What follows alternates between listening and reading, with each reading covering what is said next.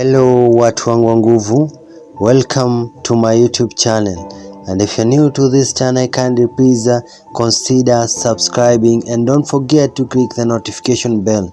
Taira mbaya popularly known as Baha Machachari recently aliexposiwa na Nurse Judy kwamba alikuwa na gambling addiction na aliskamu watu pesa za kubet. Nurse Judy alipublish screenshot na video kwamba Baha alimuomba hela kuweza kusolve life problems ambazo alikuwa akigo through.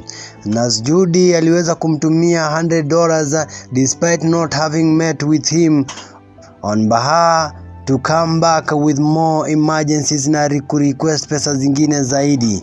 Na hivi leo Baha alipiga interview moja bomba na Nairobi News na kapaswa ibula na kunena ukweli kwamba ana shida ya gambling ambayo imemuaffect maisha yake.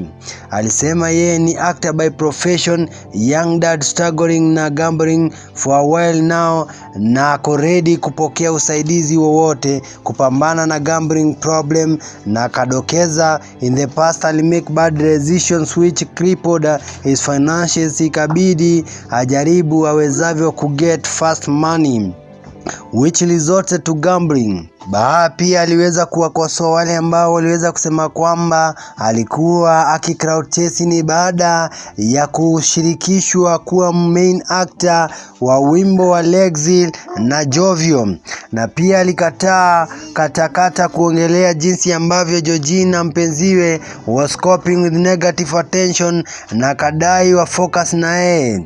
Ni baada siku ambazo ziliweza kupita tuliweza kuona hawa wawili wakiweza unfollow each other katika ukurasa zao za Instagram.